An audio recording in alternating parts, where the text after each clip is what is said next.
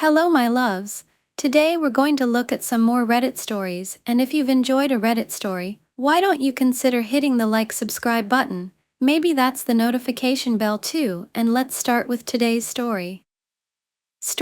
You and your three closest friends who you've worked alongside with since Nom breakdown and somehow attract zomboids. John, what the fuck do you think you are doing, you absolute mental case?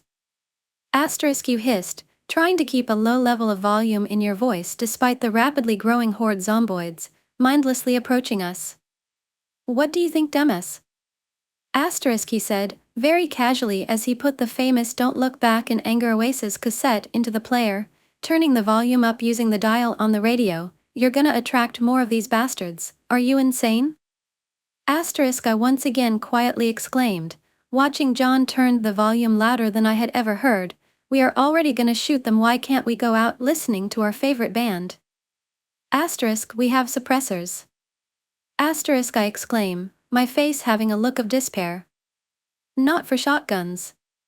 I know you have your AR-15, but we all have M4s, asterisk, John said, humming the chorus to the beloved song we all had sang before our cars had run out of fuel. We had driven about 40 miles west in hopes of reaching the military base to recuperate with our family who were being held safe there, reason being that we had served in Vietnam, entitling our families to safety and protection, given by the military.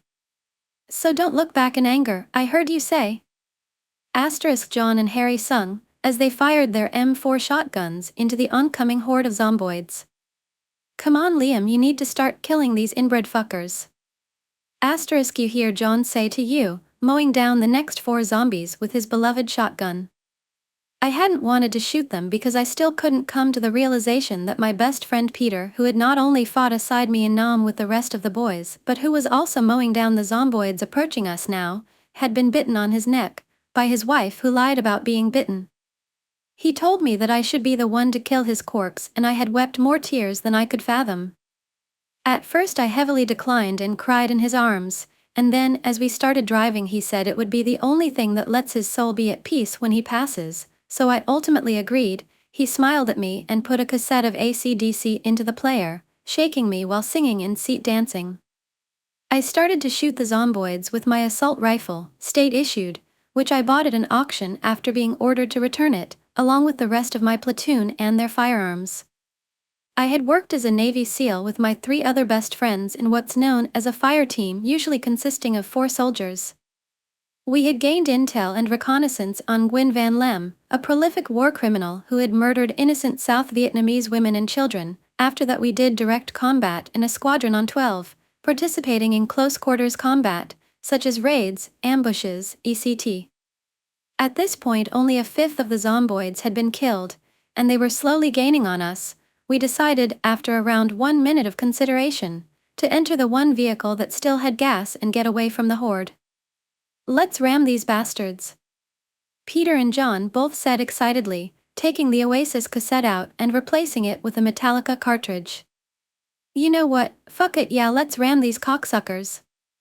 I shouted with my West Brooklyn accent louder than the currently playing Master of Puppets. When did you loosen up?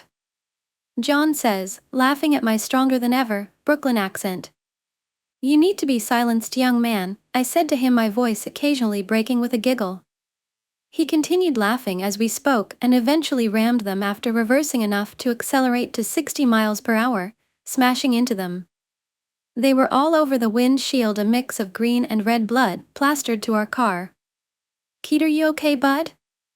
I said to him, my voice trembling, worried knowing that the first stage of zombification was already here. No reply. I start to panic and pull over.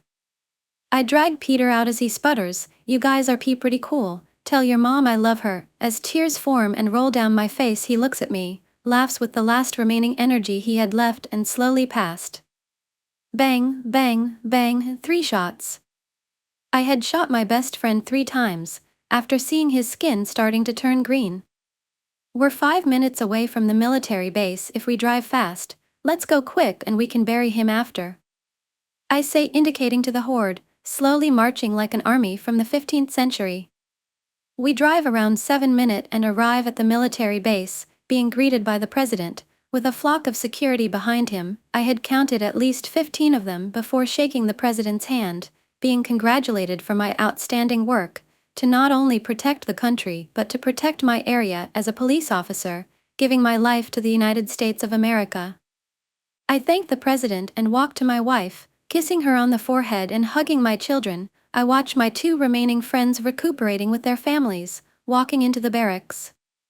Later on that week we had gone back to where Peter had passed, taking him back to outside the base, digging him a grave, putting a tent over his grave, attaching his badges to a batten of wood, hammering it into the soil like a fence. After we finished the grave I put a chair in front of the wood and cried, wishing I hadn't have lost my brother. Story, a kind of sad love story. In May of 2017, I met a girl in-game. To protect her identity, we will call her Diana, maybe between the 20th to 25th of May. In the match, I noticed that everyone was saying she was a girl because of a mistake a player made, thinking she was a guy, lol. As the match ended, I went to private message to talk to Diana, just to establish a conversation after what happened. She ended up being a nice girl, to be honest. After 1 hour of talking, we shared various experiences in the game and some opinions about it. It was time to go to bed for both of us, so we said goodbye to each other and disconnected. As some weeks went by, we had already established a kind of friendship between us, a weird one. A lot of things happened during June, my 9th grade graduation, some friendship problems with a friend, depression from leaving high school, my birthday. Really, a lot of problems were in my head at that time. But I really didn't give a f*** about all of that. Until the worst arrived. Diana told me she wanted to tell me something very important and invited me to a private room. After about 30 seconds of uncomfortable silence, she said, I am worried about something. About what? I asked. I'm getting hospitalized soon. The awkward silence returned, but only for 5 seconds. When? Why? Tomorrow, maybe at night. I have heart problems, they are getting worse. Are you going to be okay? I don't know. After she was about to leave, I didn't have much to say, but I dumbly said what I felt for her. I already know what you are thinking. And just after that, I barely remember her message saying, I love you too. Weird, isn't it? I'll continue the other part because I need some rest for now. I haven't slept in a while. Teletubby back where I was. After a month and a half knowing us, we started to talk a lot more often. I always told her compliments, to somehow distract her of her problems. Sometimes I skipped classes just to talk to her somewhere else in school. Maybe I was being manipulated by love, or the interesting fact that Diana was the first girlfriend I had in my 15 years of existence. On the 6th of August, I received a message from Diana, saying that she was going to get operated on.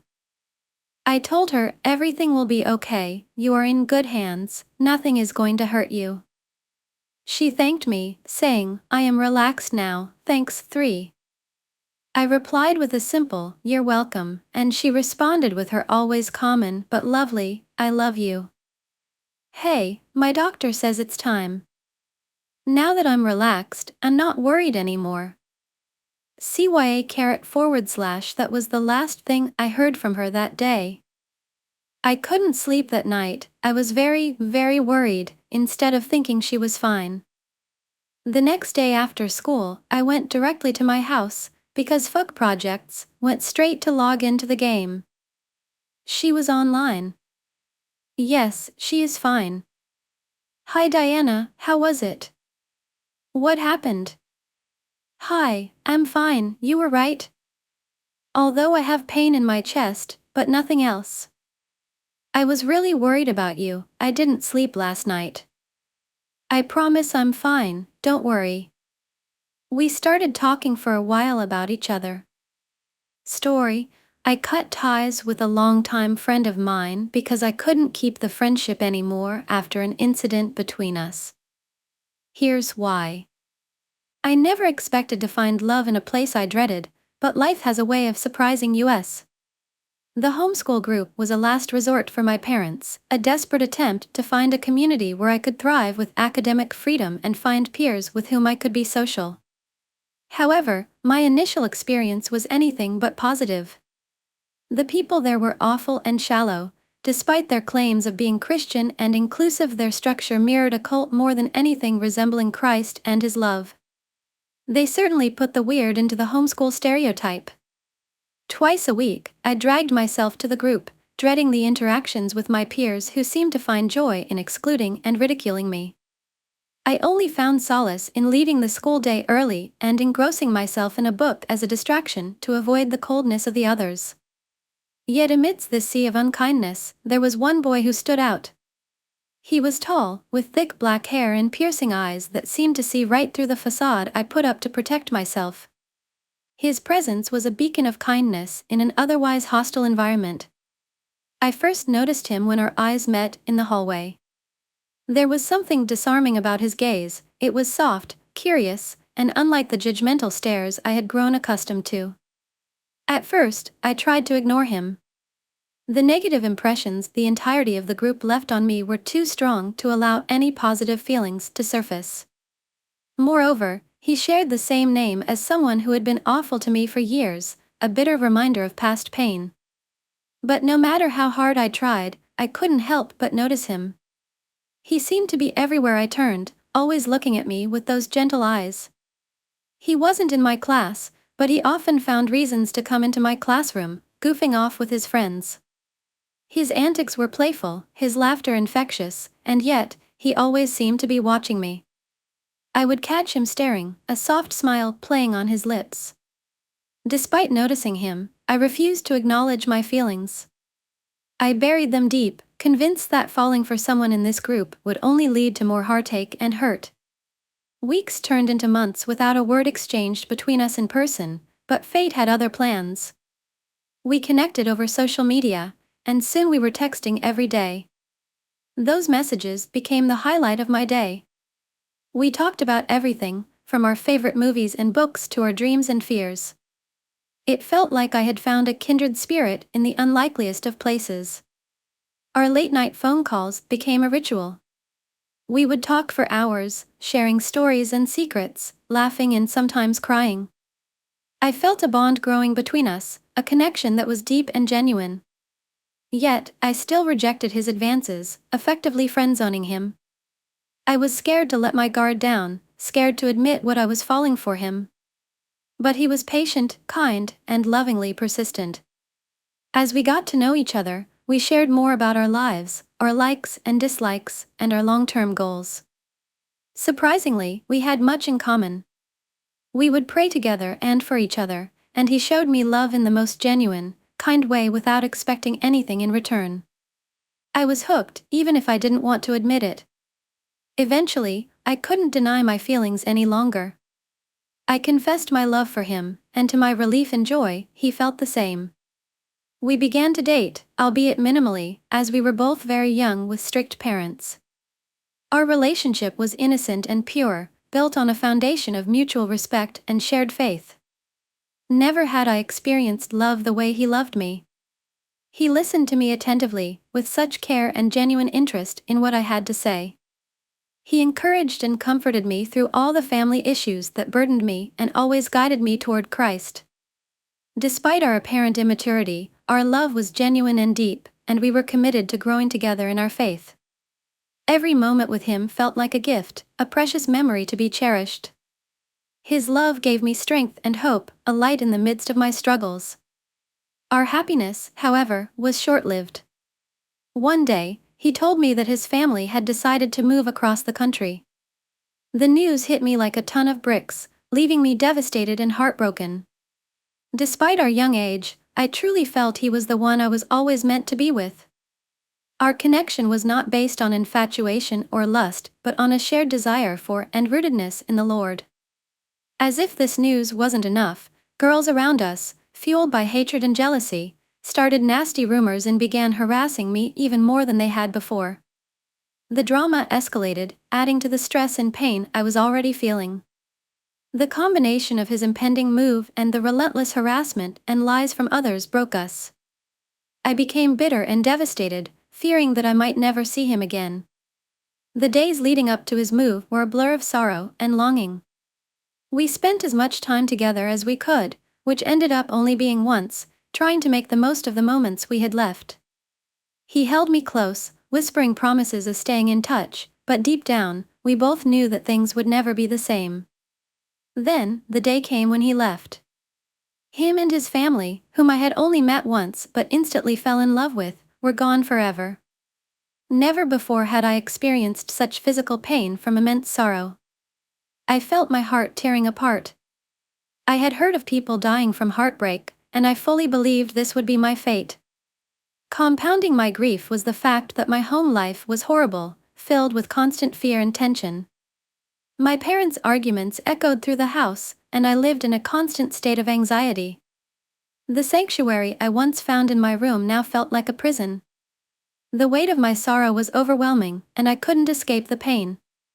I fell into a deep depression, barely eating and working out an unhealthy amount to keep myself out of the house and away from my family.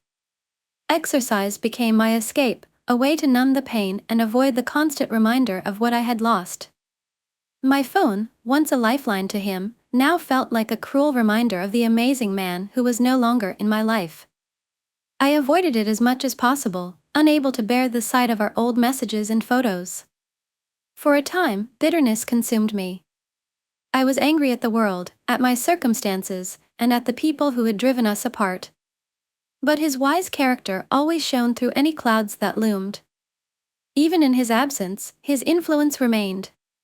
He had set the standard for what a man should be, for how I wanted to be treated, and for the type and level of connection I desired in a relationship. Despite our separation, I found myself speaking about him to everyone close to me. My entire circle knew of the amazing boyfriend who had sadly moved away. They knew of my sorrow, his sweetness and wisdom, and how, even in his absence, I remained in awe of him. I recounted our story countless times, each retelling solidifying his place in my heart. Years went by, and I tried to move on. I dated other people, but no one compared to him. No one could ever compare to him. Each new relationship felt like a pale imitation of what we had shared. I found myself constantly measuring others against the impossible standard he had set, and they always fell short. I tried to convince myself that I was being unrealistic, that I needed to let go of the past, but my heart wouldn't listen. Eventually, I settled and tried to make peace with the fact that I would never experience such perfection again. I met someone else, someone who was kind and seemingly loving, and I tried to build a future with him. We planned our lives together, a home, a family, future children. I loved him, but never as fully or deeply as I had loved the boy who had moved away. The spark, the connection, the profound understanding that I had shared with him was missing. As the years passed, I continued to cherish the memories of my first love. I realized that he had taught me invaluable lessons about love, faith, and resilience. His presence in my life, however brief, had left an indelible mark on my heart.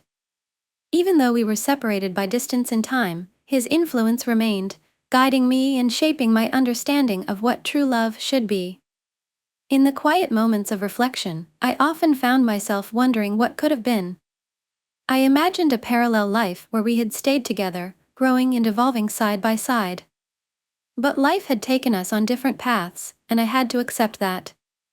Still, the love we shared remained a cherished memory, a beacon of hope and a testament to the power of genuine, heartfelt connection. Then, I began being bombarded, nearly daily, by videos of interviews with the elderly. They were asked about their regrets and what they wished could have been different in their own lives. Many of them spoke about the one that got away. This struck me profoundly. These were people who had lived long, full lives, yet their eyes still held a glimmer of sadness and longing when they spoke of a love they had lost or let slip through their fingers. Watching these videos became a sobering ritual for me. Each story resonated deeply, like echoes of my own unspoken fears. The elderly men and women spoke with such raw honesty, recounting their lives filled with achievements, family, and adventures, yet always circling back to the one person they couldn't forget. They spoke of fleeting moments, missed opportunities, and the relentless passage of time that eventually solidified their regrets. It was in those quiet moments, listening to their heartfelt confessions, that I saw the path laid out before me. I knew that my future would mirror that of the elderly men and women in the interviews. The one that got away. I envisioned myself many years down the line, having accomplished my life goals in career, motherhood, monetary, and travel pursuits. I would have a successful career, a loving family, financial stability, and a wealth of experiences from around the world. Yet, despite these achievements, I knew a shadow of sadness would linger. At the end of my life, I would still feel a pang of unaccomplished longing, a void that success and fulfillment in other areas of life couldn't fill. I would have spent a lifetime not fully knowing or experiencing being loved in the way I had with him. I would miss the feeling of being witnessed by another, sharing the depth of my soul with someone who truly understood and reciprocated. The simple joys of life, appreciating the little things, laughing at inside jokes, and finding comfort in shared silence, would feel incomplete without him by my side. I imagined the unspoken conversations, the mutual understanding, and the sense of belonging that comes from being with someone who truly gets you. It was more than just love, it was about a profound connection, a partnership where we could indulge in life's beauty together. The thought of never experiencing that again filled me with a sense of preemptive sorrow. Little did I know, the Lord had a plan. The Lord always had a plan. In my moments of despair and longing, when the future seemed bleak and my heart felt heavy with regret, I had forgotten that my life was being guided by a higher power. The Lord's plan was always at work, weaving threads of hope and redemption through my story, even when I couldn't see it. The realization that my journey wasn't over, and that love and fulfillment could still be part of my future, began to dawn on me. Little did I know that I needed the time and experience with someone else to grow. In the aftermath of our separation, I found myself navigating through other relationships, each one serving as a lesson in patience, kindness, and love. However, I wasn't always the best version of myself in those relationships. There were moments when I said and did things I later regretted, moments that required excessive apologies and sincere efforts to make amends. It took those years away from my true love for me to realize the depth of my shortcomings and the areas in which I needed to grow. Through the heartache and challenges of those relationships, I gradually matured, not only as a partner but also as an individual. I learned to be more patient, more kind, and more caring, qualities that were essential for nurturing healthy and fulfilling connections. But perhaps the most significant growth occurred in my spiritual journey. It took time away from him for me to truly rely on God, to surrender my fears and doubts, and to trust in his plan for my life. As I immersed myself in prayer and sought solace in my faith, I found strength and healing in his unwavering love. Yet, the path to spiritual and emotional growth was not without its obstacles. There were months and even years filled with heartache, sorrow, and betrayal, each one testing my resolve and challenging my faith. But through it all, I clung to the promise of redemption and restoration, believing that God's plan for me was greater than any setback or disappointment. Then, after 6 long, agonizing years, fate intervened once again. My love returned to the state in which I still lived. The mere thought of seeing him again filled me with excitement and hope, even if it meant that no romantic relationship would result from our reconnection. I prayed fervently, seeking God's guidance and surrendering to his will. In the 7th year of his absence, in the 7th year of waiting and longing, the Lord's will unfolded before me. It was as if the number 7, often associated with completion and perfection in biblical symbolism, held a profound significance in my journey. In that 7th year, my hopes and dreams, which had been held captive by time and circumstance, were finally realized. As I prepared to reunite with him, I couldn't help but marvel at the mysterious ways in which God works. His timing, though often beyond our understanding, is always perfect. In those moments of anticipation and uncertainty, I found solace in the knowledge that His plan for me was unfolding exactly as it should. With each passing day, my faith grew stronger, my heart more steadfast in its trust in Him. And when the long-awaited reunion finally came to pass, I knew without a doubt that it was the culmination of God's divine plan for our lives. In the 7th year of His absence, the 7th year of my journey, I found completion in His grace and mercy. I didn't need to be with this man again to find joy and fulfillment. The mere prospect of reconnecting with him, of having the opportunity to speak again after so many years apart, was enough to fill my heart with gratitude and happiness. I trusted that whatever the outcome, whether we rekindled our romance or simply remained friends, it would be according to God's perfect plan for our lives.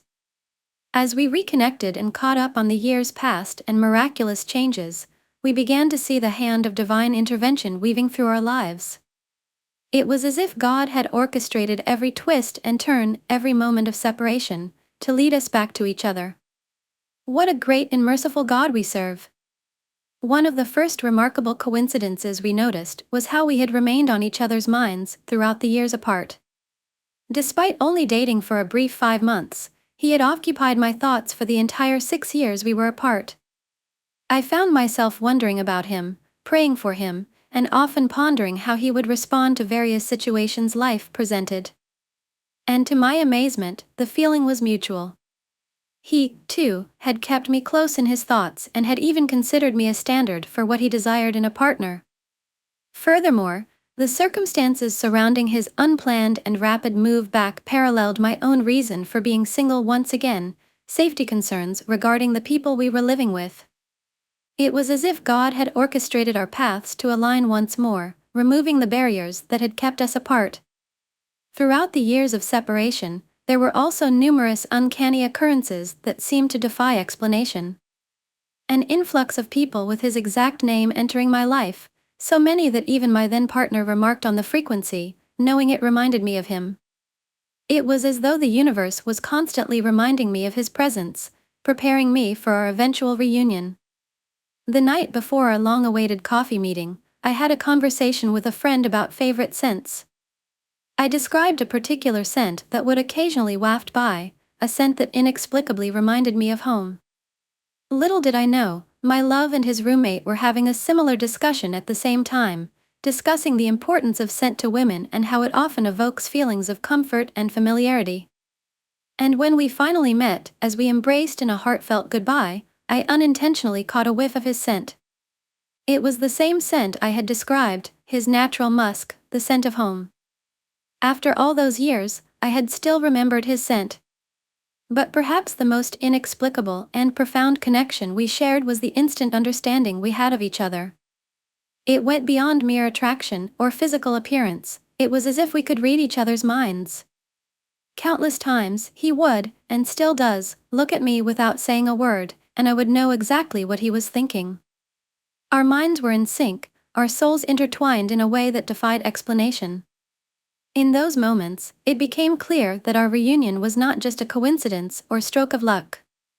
It was a testament to the power of divine intervention, guiding us back to each other and reaffirming that our love was meant to be.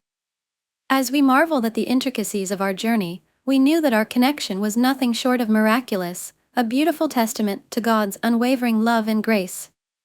As we reconnected and delved deeper into the tapestry of our shared history, we were met with a treasure trove of small yet profoundly meaningful coincidences that seemed to serve as the delicate threads binding our hearts together. One such enchanting coincidence was the fact that I had unwittingly set all my passcodes to be his phone number. It was a simple act done without much thought many years before, but it carried a weight of significance that resonated deeply within me. His digits became my digital touchstone, a constant reminder of his presence in my life, even as the tides of time ebbed and flowed. In return, he adorned his world with symbols of me, incorporating my favorite color into his artwork like strokes of love painted across a canvas. Each was a testament to the enduring bond we shared, a vibrant reminder of the beauty that blossomed from our connection. But the symphony of serendipity didn't end there. It seemed that the universe conspired to sprinkle our path with moments of enchantment, weaving its magic through the fabric of our lives. license plates bearing the insignia of the state to which he had journeyed appeared with astonishing frequency, like gentle whispers from afar beckoning me closer to him. My mother, attuned to the significance of these chance encounters, captured them in photographs, each image a snapshot of the enduring connection that transcended distance and time. As we embraced our reunion, we discovered even more delightful nuances that mirrored the depth of our connection.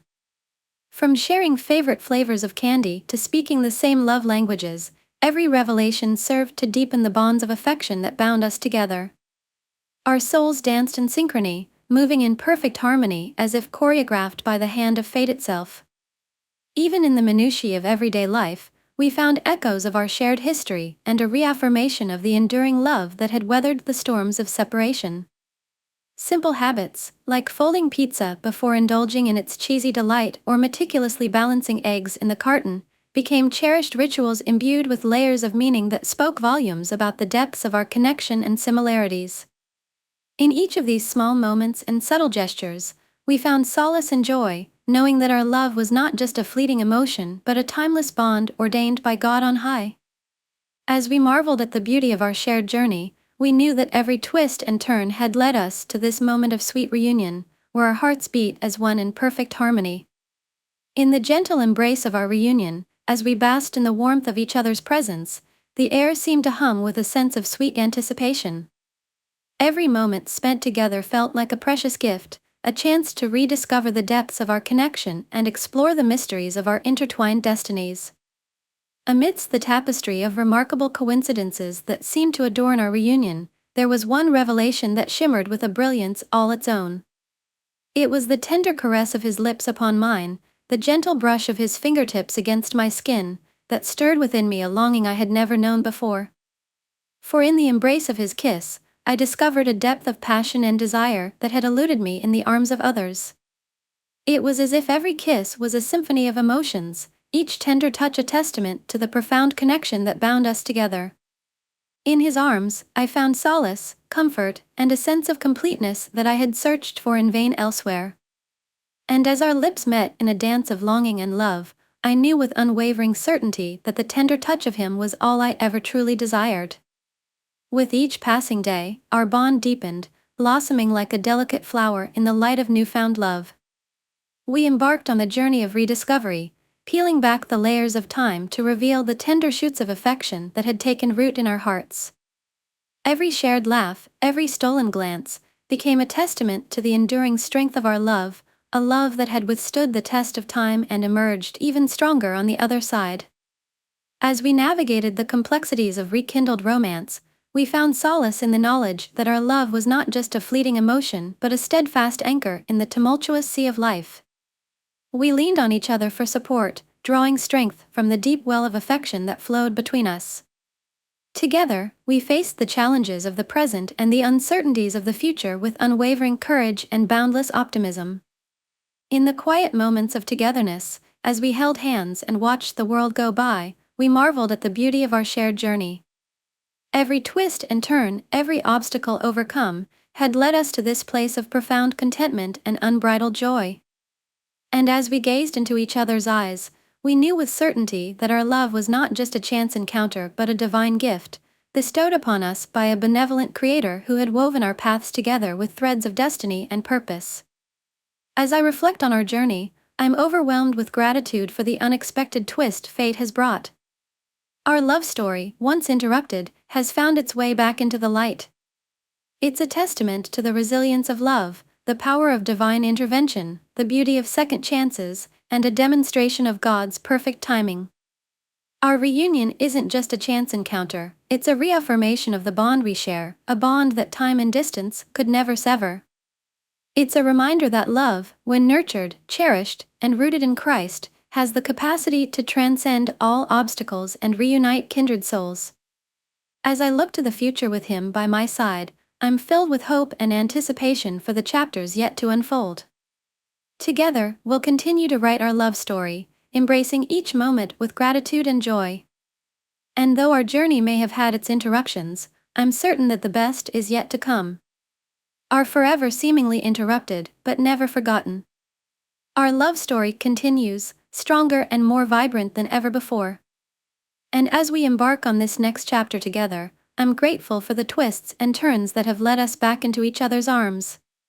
In the end, our love may have been interrupted, but it will never truly be lost. For true love, agape love, like faith, is eternal, transcending time and space to unite us in the bonds of everlasting love.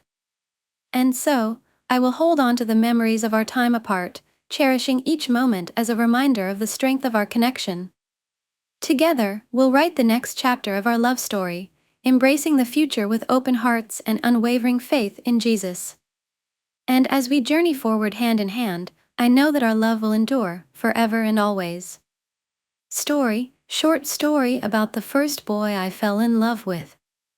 The stupor of the summer heat brought me a sense of comfort as I stared off into the sunset, sitting on top of my friend's roof. The distant sounds of cars rolling by softly drummed in my ears. I could hear my other friends laughing, the joy in their voices was almost palpable to the touch. As a smile crept on my face, in that moment, I yearned for nothing than for that moment to never end. A cool breeze swept over my face as if it were a signal from the sun itself that it was now receding over the horizon, an au revoir to a beautiful day. Oranges and purples turned into cool blues and deep violets as the silver-tinged moon rose over the now dark skyline. I had seen him earlier that day. His handsome face, tall frame, and messy brown hair bounced as he ran past the house I was staying at. "I'll see you later," he said as he ran by. I wish I could relive the almost celestial feeling that those words gave me. Drops of dopamine. Surges of serotonin. Those words were electrifying. As I reminisced over those emotions on the roof, we began filing one by one out of the window and towards the local pizza restaurant. We walked through the humid summer night air, laughing and joking with each other. During that whole time, I could only think of him. Was it the aura of his confidence that seemed to bring me under his enchanting gaze?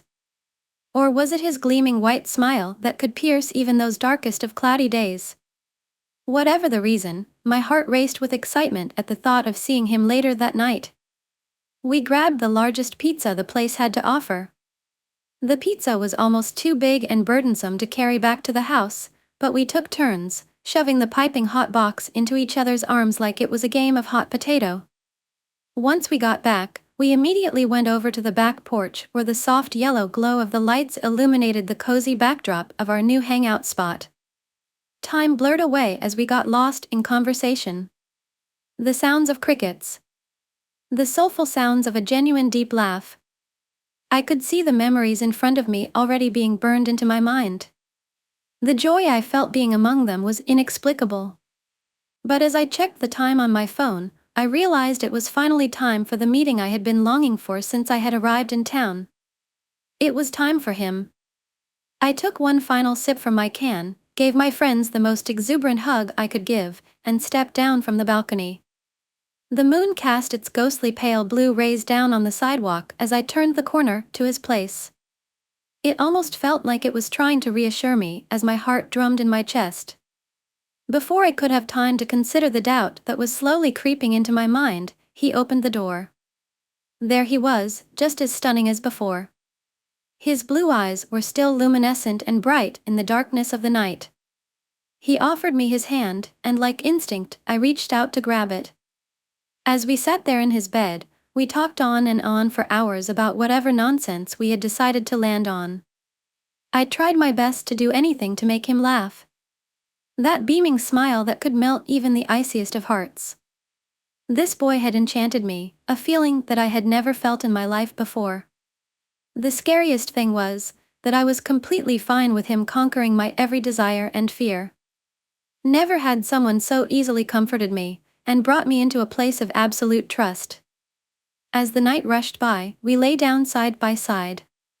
His face nuzzled my neck as he threw his arms over my chest. I knew he could feel the rapid thumps coming from my chest. The heat radiated from my face as he kissed me gently on my neck and ears. I turned over to him, looking into his eyes. It was like an ocean, one where you could look out from the shoreline and get lost in the waves that twinkled in the hot summer sun. I was completely engulfed with desire, a longing for someone so strong that for a moment, I knew nothing more than what it was like to be with him. He brought me in closer, sliding me so that my chest met his, our legs wrapped together. I knew he could see the burning flames of passion in his eyes when he kissed me. The sounds of 1,000 fireworks burst in my heart as he held me close and kissed every part of my body. A euphoria that no drug could ever even dream of buying. He grabbed the towel and laughed as he gently wiped away at my face. There it was again, that ever-brilliant smile. He jumped back into bed and lay directly beside me. The conversation continued just as quickly as it had before. Hours turned into seconds when I was with him. In the one moment when the room fell silent, I laid my head back against his chest and stared at the window as the moon's comforting light fell directly to our feet. "I never want this night to end," I blurted.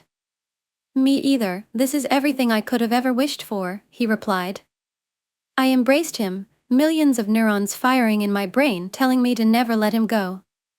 As we fell asleep together, the moon outside the window bid me one last goodnight as its brilliant platinum beams began to fade to the dawn of a new day. Golden filtered rays splashed through the windows when I woke up that morning.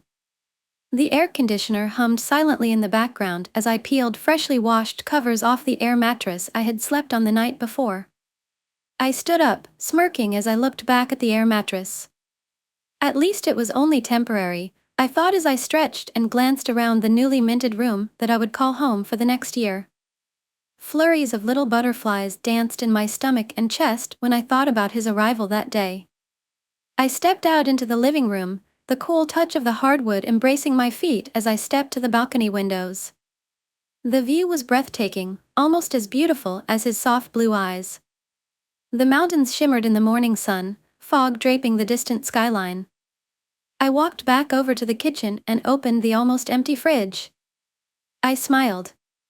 I just couldn't help but think of him as I prepared for the busy day ahead of me. My parents met me at my door no more than an hour after I had opened my eyes. I embraced them, excited to unfold another chapter in my life. We toured the town. The sights and sounds which were familiar to me, but foreign in their eyes. I stepped out of the car in the blazing summer sun, its unrelenting heat bearing down on my white t-shirt.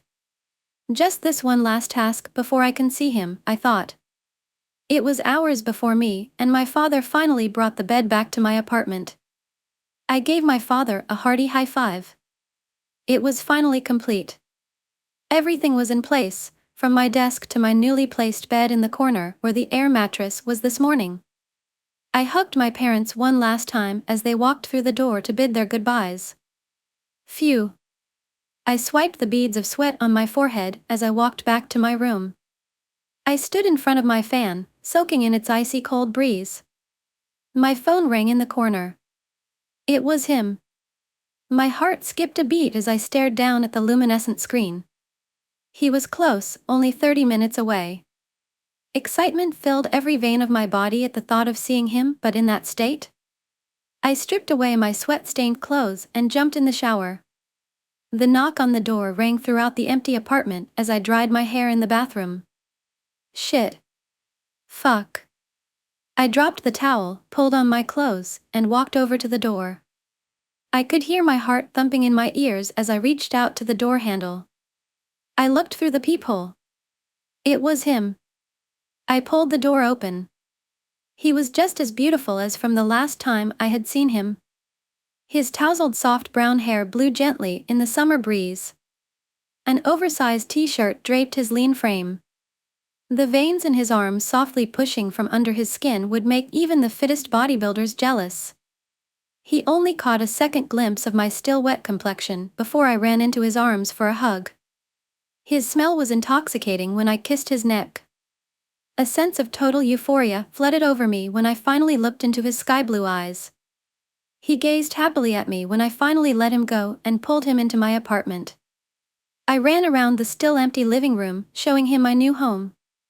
He set his things down on the ground and walked over to the window with the views that I had just taken in this morning. The sun's rays bounced off his eyes as he stared off into the distance. I came behind him and gave him a full-bodied hug. I nuzzled my head against his neck, my face fitting perfectly into the groove of his shoulder where his collarbone jutted out. "I missed you so much," I said. "I missed you even more." He turned around from his gaze and looked into my eyes before landing a perfectly placed kiss on my lips. My heart almost exploded with joy. I closed my eyes, brilliant flashes of color erupting in my mind as he pulled me closer to him. His chest, his stomach, his legs brushed up against my own body as I felt myself being drawn into him. At that moment, all I wanted was him. There was nothing more I could want as he pulled back from the kiss and brushed a stray hair out of my face. I led him over to my room, pride beaming from my smile as I showed him around. He pointed at the bed. I laughed, explaining my and my father's struggle to haul its bulky frame up the slender staircase outside. He jumped on it and lay down. He opened his arms, signaling for me to come to him. I flew into his arms and he instinctively closed them around me as we embraced. He kissed my forehead, my cheeks, and then my lips. "At least it's not the air mattress," he mused before pulling his shirt off and throwing it aside. I laughed. "It still would have been comfy," I quipped. "With you in it, I know it would have been," he said. "Now, kiss me. Come on. Get up, the sun has been out for hours now." I jabbed at him as he was lying down beside me on my bed. I watched as little dust particles danced in the afternoon sun coming in from my window. The light bounced off his messy brown bed hair, his face flush with blissful peace as he snored gently into my pillow. I couldn't stay mad at him. Instead of giving him another playful push, I laid back down and draped his arms over me. He instantly pulled me in closer, flutters of butterflies swirling around my chest and stomach as he did so. I heard the soft rustle of the branches outside, and the sweet sounds of the birds chirping away as I drifted back to sleep in his arms. I woke up to him now awake playing with my hair. "Finally," he joked. "Finally? I was the one trying to get you up, you sleepyhead," I remarked back to him. He gave a light push, and I shoved playfully back at him. He laughed, the sound seemingly bending my cheeks upwards into a smile as I looked back up into his eyes. "Come on. We got to get some food, I'm starving," I pleaded. "Okay, fine, let's get going then, princess." I punched him in the shoulder, and he wrestled me back onto the bed. I tried to maneuver him off of me, but when he wrapped his hands around mine and pushed them back behind my head, my arms and legs went silent. He looked down at me, and at that moment, it felt as if I had melded into the bedsheets. We stayed there for a second, the world revolving around us as we stared into each other's eyes. I felt a strong primal urge claw its way to my consciousness. I lunged up from under his grip and landed a kiss on his lips. He let my hands go and cupped my face. We embraced each other, our bodies intertwined in the afternoon light. I kissed his neck with the fires of what felt like a million burning suns. I had never loved someone in this way before. "I love you," I said. The words slipped out my lips as I looked down at him. "I love you, too." This was the first time we had heard those three little words muttered. The current of emotions that ripped through my body was almost unbearable. I loved this brown-haired boy more than anything in the world. Everything in my life almost faded away in significance when I compared it to him. The sun had finally set by the time we stepped out of the apartment. He placed his arm over my shoulder as we walked down the stairs to his car. We were meeting up with his friend later to hang out. I was very much looking forward to meeting her. I could almost see the enthusiasm in his voice as he was describing her to me. He was excited for me to meet one of his friends, another look into the beautiful life of the boy I loved. As we got into the car, he slipped his hands into mine from the driver's seat and looked into my eyes. The beating, unrelenting heat of the summer sun. The blissful symphony of crickets in the evening air. Everything in my life faded away into irrelevance as I sat there in the front seat, whipped up by the swirling whirlpools of love. She was going to meet us at the library that was under construction just a little ways away from my apartment. We stopped by the volleyball court. The sun had set by then, but the air still carried with it the heat of the day. As we played around in the sand, I wanted nothing but to capture this moment on film. It was so simple, just me and this boy. I stood there, staring up at the night sky. The twinkling stars and glittering silver moon gestured their approval as I ran in to give him a bear hug. I nuzzled my head into his chest, his hands wrapping around mine and fingers running through my hair. He laughed gleefully, pushing me back and knocking me down into the sand. As he lay on top of me and covered my back and his arms, time slowed. His piercing blue eyes looked into mine. He lowered his head to kiss me, and I swear, it felt as though the sand would swallow me. I could not imagine anything else in the world that could make me happier. Simply being in his presence made me whole. Before we got too carried away, we remembered the reason why we were here in the first place. His friend walked over to us, enthusiastically calling out his name and waving over to me. "Hi," she exclaimed. "It's so nice finally getting to meet you. He's been raving about you." "Has he now?" I replied. I smirked and looked over to him. I could see even in the darkness of the night how his cheeks were starting to flush cherry. "Hey, stop it," he yelled back. "Let's get going, shall we?" We traveled up to the library, bright yellow fencing blocking off the entrances. "Maybe we should try the ladder down over there," he suggested. Before we could even get a word of protest in, he started climbing down. He's a brave one, I thought. Without a second thought, I started down after him, and not too long after me, his friend did as well. Once we were inside, we shone our flashlights on the crumpled wallpaper and torn-up floors. How this place was once so beautiful, not just a shell of its former self. Memories of my time in this building flashed before my eyes as we passed once familiar but now empty halls. After a while, we finally found ourselves on the roof. A nice chilly wind blew tufts of his brown hair as we stared over our college campus. I couldn't do anything but admire his tall and lean frame. I felt an invisible string tug me towards him. "Hey! Look over here, you guys," his friend yelled from a distance. Before we could walk over, he grabbed me by the waist and kissed me under the midnight moon. "I love you," he said as he let go of his kiss from my lips. We spent the rest of the night stuck in deep conversation on the top of that roof. When it was time to go home, we bid his friend goodbye. "It was so nice meeting you," I exclaimed. "Hope to see you soon." When we got back, we both splayed on my bed. We were exhausted, but at the very least, we had each other. We embraced, legs intertwined while we faced each other. "Love you," I whispered in his ear.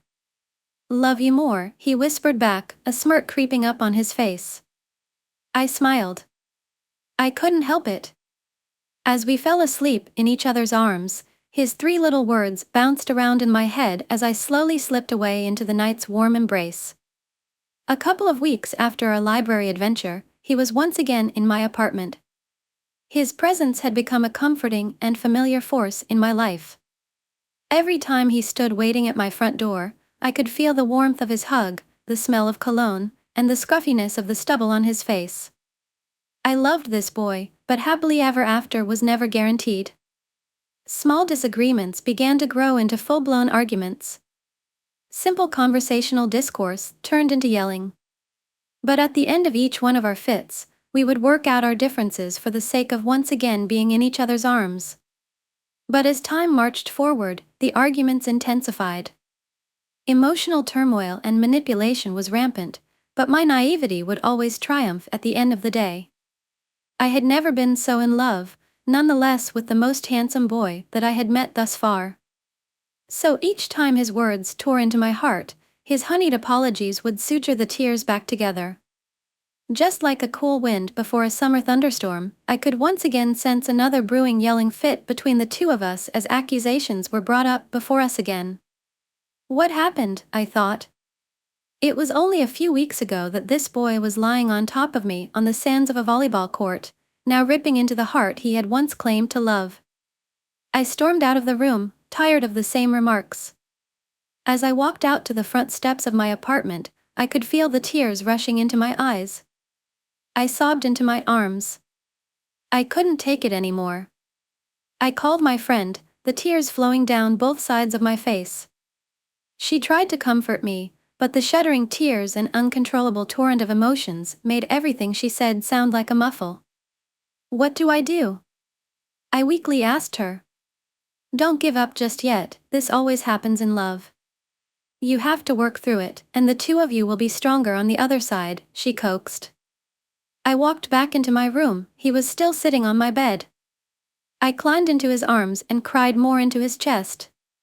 He ran his fingers through my hair, willing me to stop my tears, but I could not find the switch in mind to make them stop.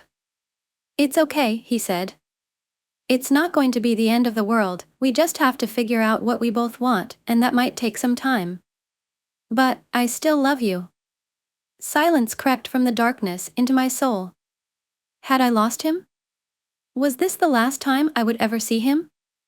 A couple more weeks passed before I would see him again, and this time there was this feeling of dread I could feel deep within my bones. A heavy, ironclad sense of regret and wondering of what was going to happen next. We reminisced on the past for a moment, lying in bed enjoying each other's company. But the old proverb of time heals all wounds was not complicit in our case as another bout of yelling began. Each searing remark scorched a mark so significant in my heart that I could feel its strings ripping as I began to cry. Just leave then. I screamed. I can't stand it anymore. He began angrily packing his bags, throwing in the clothes that were scattered all across the floor. Regret immediately clawed its way back up my throat, but it was too late. I hugged him from the back, begging him to stay, apologizing for my outburst. But like that, it was done. Not a kiss. Not a hug. Not even a goodbye.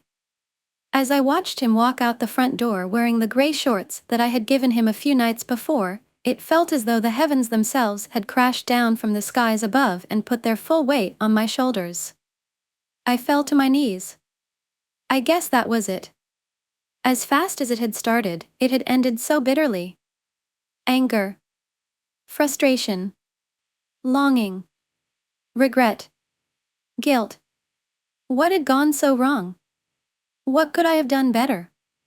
Was it all my fault? I was so angry, but the sadness that washed over my heart was unbearable.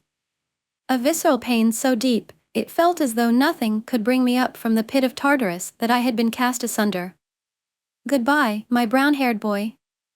My first real love, like that, slipped through my fingers. Days blurred together as I lay in bed. The sun's once warming rays burned bright into my tear-ridden eyes as I turned to pull the covers over my head.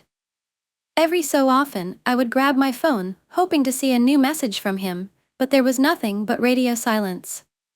Eventually, I stopped looking altogether and began to get lost in my thoughts. Flashes of our time together would replay on my eyelids when I closed my eyes. His ruffled brown hair. His piercing blue eyes. The first night we met, the beautiful sound of his gleeful laugh. I had lost it all, and it felt like my world as I had known it had disappeared alongside. There was not enough room for my happiness if it meant that I could not be with him. My phone would fall off the shelf, and my friends would call me, worried that I had not left or gone anywhere in so long. What's the point of it all, I thought. How can some people wander throughout their long lives and experience such pain and move on to the next person without a care in the world? Maybe it just wasn't for me. Maybe I wasn't meant to be happy with someone, rather, I would have to march through the monotonous drums of life alone before the comforting embrace of darkness would take me back into its arms. Whatever the case, days turned into weeks before I found the strength within me to return to the world outside of my cocoon. Even then, it felt like I was still a shell of the former self that I was so happy to be when I was around him. Why did my face beam with such happiness then, but now grimaced at the thought of his eyes? I had never really truly known what nothingness felt like until the kiss of summer did nothing to comfort me and the warm breeze seemingly blew through my hollow soul. Am I okay? I would ask my friends. Of course you are, they would respond. That empty and meaningless response. I'll be okay, I guess. But does the pain ever recede from someone when they have in their possession so many of your firsts? He was my first boy. The first boy I had given everything to. The first person I truly fell in love with, a deep burning passion and desire for another twin soul that for so long I did not believe was possible for me to experience. My first boyfriend. Tears and regret could not buy him back, and no matter how much I tried to reconcile myself over what seemed like such a tremendous loss, the empty void would return and hopelessness would find its place back in my consciousness. I longed for his embrace. I could hear his laugh and see his smile. I imagined the summer night on the volleyball court with him. How nothing in the world mattered when his gleeful laughs rang throughout the sandy courts. How I hugged him tightly, kissing his neck and cheeks as he stared longingly into my eyes. All in an instant, those little moments had vanished from my grasp. And to put it simply, it hurt more than anything. One likes to imagine that heartbreak does not physically hurt, that the descriptions from previous lovers are just over-exaggerated personal manuscripts to describe a more profound primal pain. But when days turned into weeks of treading through the deep abyss of nothingness, the pain of not having him there was all too real. There was this tightness in my chest. It was as if God himself placed his overbearing hands on my rib cage and was crushing unrelentingly to force me to gasp for air. As soon as a memory of him would flash in front of me, a cold and sharp stabbing pain would run down my face and end at my heart. Nothing could have prepared me for that pain. No drug nor anesthetic could possibly remove the deep-rooted emotional turmoil that clawed its way through my body. But just like any other injury, time does heal all wounds. The void would begin to fill with muted colors once again, although now with darker shades of jade replacing the rose-colored tints from before. His face became less and less clear to me as more lovers cycled in and out of my life. He was now just a part of a mosaic of men that I had created as an escape from the pitiful reality that was my romantic affairs. Was I just that emotionally incompetent, or was I simply too naive? Whatever the case, the tears in my heart were clumsily sutured through one-night stands, although some deep residual pains never really subsided. The pain of wanting to be held and loved, but never finding the right person that could hold me in such the same way as he did that night on the volleyball court.